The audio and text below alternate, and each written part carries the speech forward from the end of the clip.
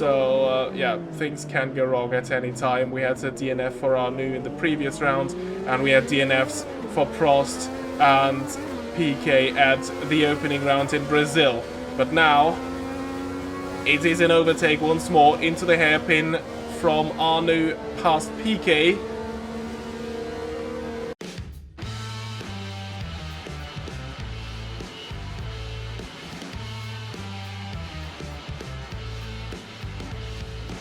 Welcome back to our 1983 Formula 1 season in Automobilista 2 with Andrea de Cesaris, where today we will be racing at the Canadian Grand Prix on the Ile Notre Dame circuit in Montreal.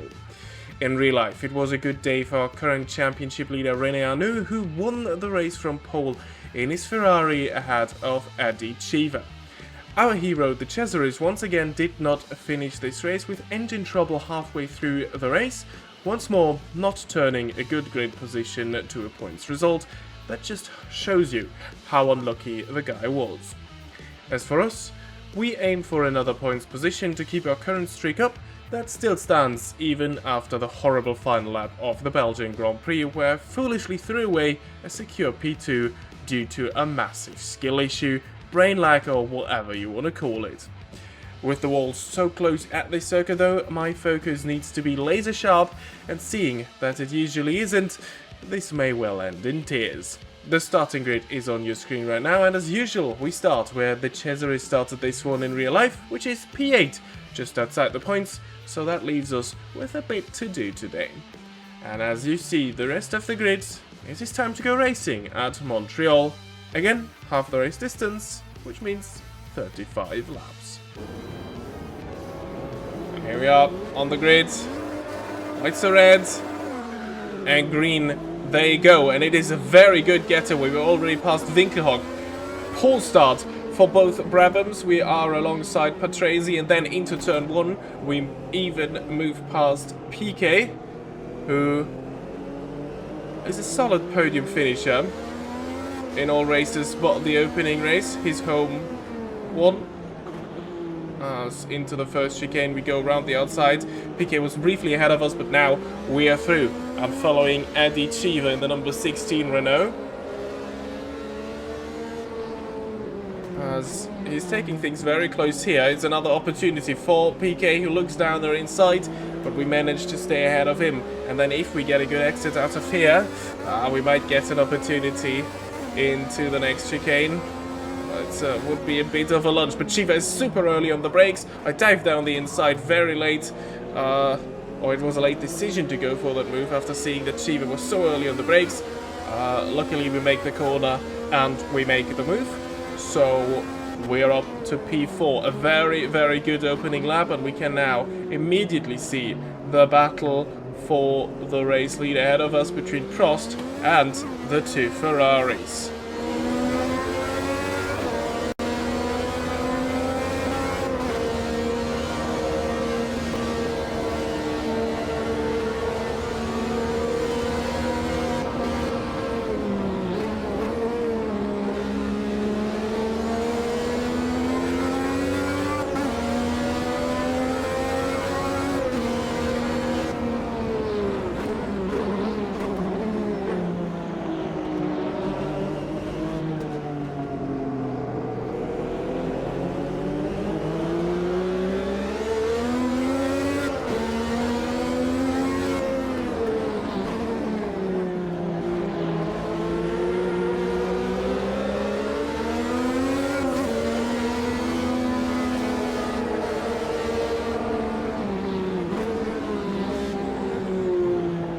Well, and as you can see there, we can keep up with the top 3.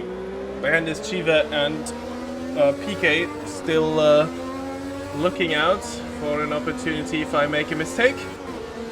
And that opportunity comes almost a lap later. Let's look at that.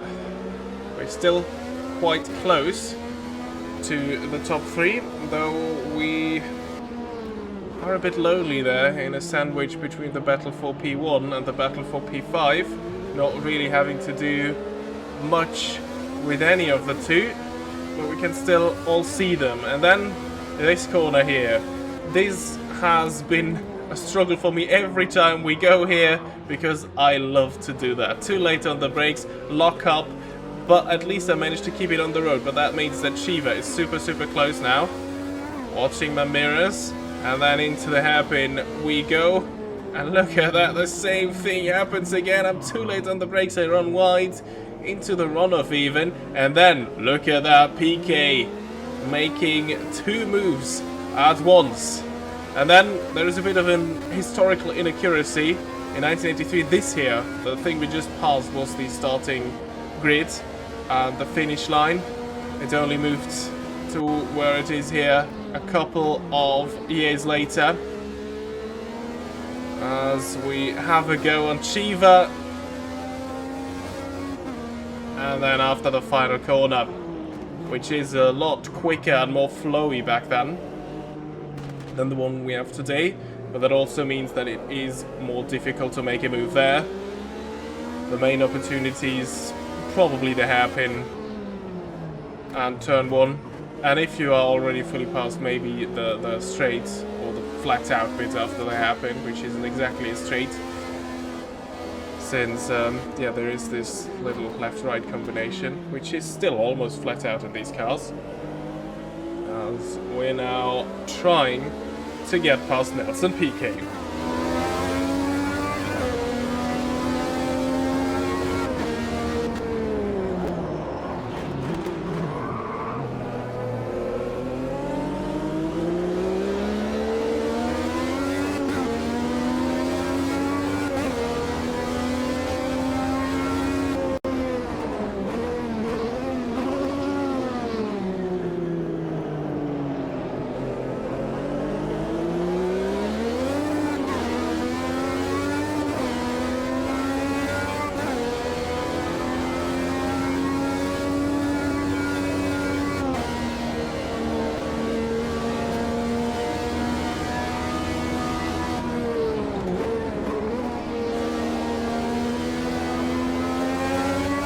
And again, that is a great run out of the final corner. This time we choose the outside line going towards turn 1. And we're even ahead before we reach the braking zone.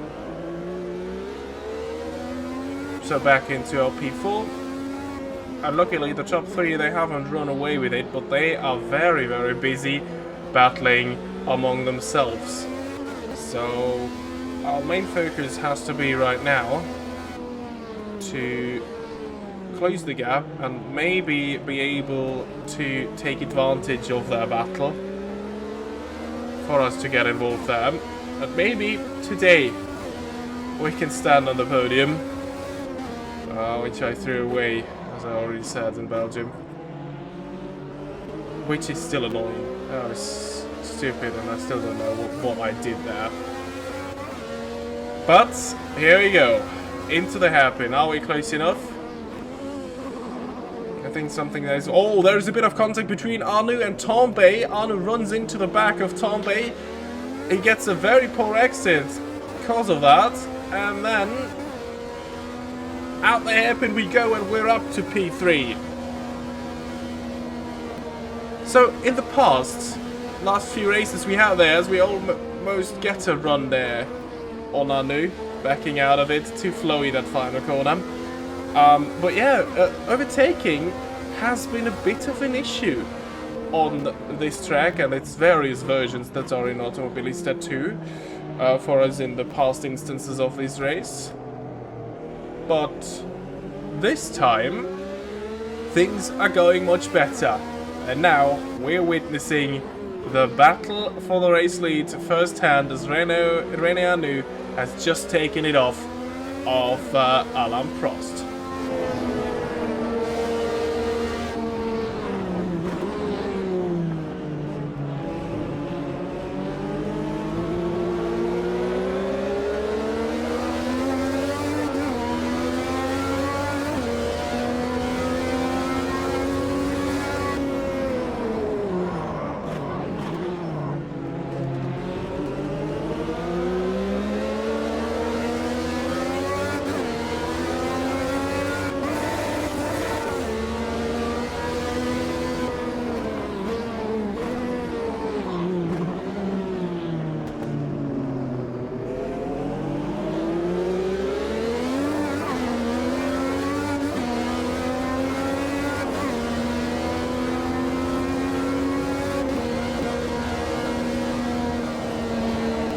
Look at that now. It is a back and forth between Arnoux and Prost, and once more into the final corner. Almost we move ahead of Arnoux. We had to back out there. And I think now our chance is gone to try anything on the main straight, because we were not close enough. But yeah, that is an almighty battle between the two Frenchmen, who are also 1-2 in the championship. The third candidate that currently is in that championship fight, Nelson Piquet, he's still back there in P5, so he needs to do better if he wants to stay in that fight, at least for now. But he's closed up to Tombe, so he's in a battle of his own just behind us. We can still see them in the mirror, so it's not like we've driven off into the distance with the leading two. They're still very much together in this championship that promises to be a super exciting one. But yeah, we know it, reliability and DNFs, because of reliability, they are an issue with these cars. So yeah, things can go wrong at any time. We had a DNF for Arnoux in the previous round, and we had DNFs for Prost and Piquet at the opening round in Brazil. But now it is an overtake once more into the hairpin from Arnoux past Piquet, who then had a poor exit out of the hairpin, and we can take advantage of that as well. And then we even get close to the back of the Ferrari, the championship leader right now. But again, into the final corner, we have to back out of it. We can have a look here into turn 1. We don't quite dare to go alongside, but that may open an opportunity for Prost. Oh, we're side by side approaching the first chicane, but Prost backs out of it. The professor, smart as he always is, waiting for a better opportunity rather than risking it all. And now, where can we find a way by? That doesn't look like the greatest of exits from Arnoux. We were never that close to a car after lap 1 into that corner. It feels like Arnoux is really slow right now. Is that a reliability issue? Because look at that, never were we that close out of the corner. Is there something wrong with Arnoux?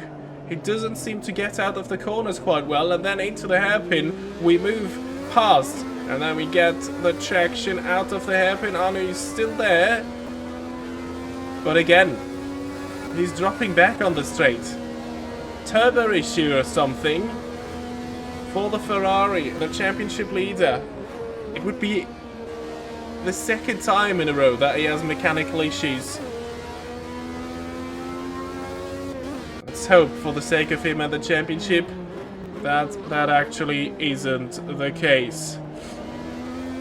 I can tell you though that by the time we reach lap 18 now, Arnoux has indeed retired. So there was a technical issue. The championship leader is out of this race, and that opens up an opportunity for Prost, for Piquet, but even for ourselves. We are in the lead of this race right now, and if we can keep that, that is a tasty 9 points. But let's wait and see as we are reaching lapped traffic for the first time in this race. This is Johnny Cicotto in the Theodore Ford, and we get to him at a very unfortunate point on the track. Now there is a proper straight where we can get by, and he lets us through there, but yeah, that has cost us a bit. Very unfortunate, but we are now past, and we carry on with our race. And still, we were leading. We have a healthy gap of around 10 seconds right now, as we were coming up to the next bunch of cars, but this time they are in a battle of their own. This is Danny Sullivan and Thierry Boutsen in the arrows. Sullivan defending from Boutsen there into turn 1. We move past 1, and then we move past 2. Once more, almost a bit of a hairy moment. It wasn't hairy really, but yeah, it's something you don't want to come across if you're leading the race, and something that is always also a bit of trouble. Double wave yellow flag. Slow down and be ready to react to anything.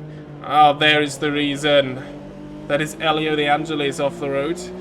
But at least he's off the road, so he doesn't pose any immediate danger to us as we clear that situation as well.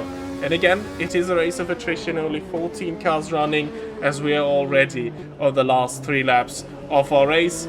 And then again, a side you don't want to come across, more cars battling and fighting amongst each other. We're just being led by Nigel Mansell in the non-turbo Lotus. And then again, Thierry Boutsen.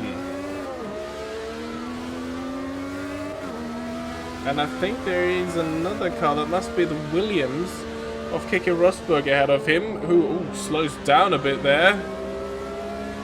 Almost backs Boutsen into me, and yeah, I don't want to take any unnecessary risks right now and throw a very good result, a race win even this time it would be, away on the last 2 laps of this race.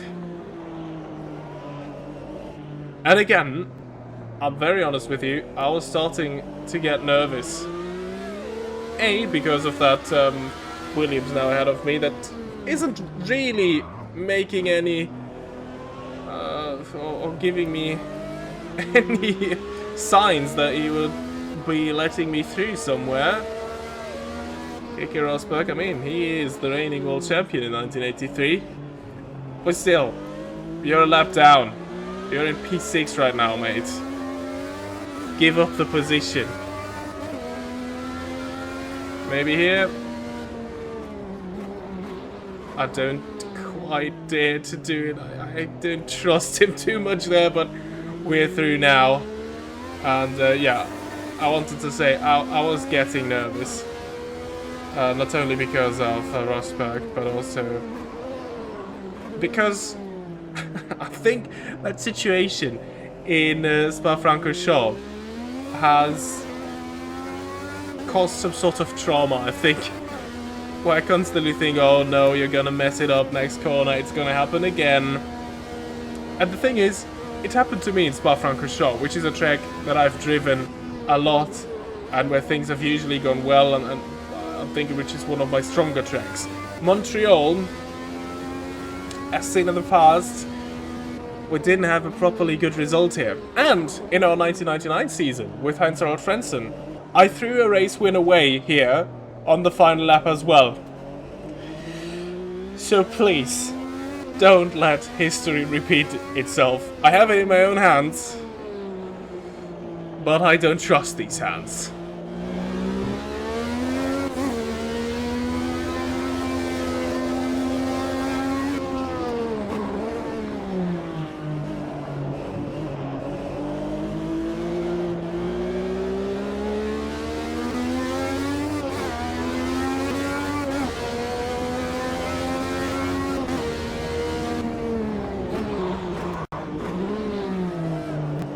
That is one of the critical corners done, where in the past I've made a few mistakes.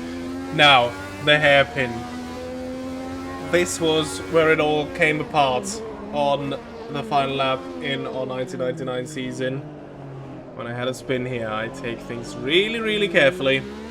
And then usually, this here shouldn't be a big problem. Right. Left, right, even lift off the throttle a bit, getting close to Sullivan again. Final corner. Oh, Sullivan lets us pass there. Slows down on the final corner, but we do it! We overcome our trauma. And we actually win in Montreal. And of course, let's look at the point scorers of this race.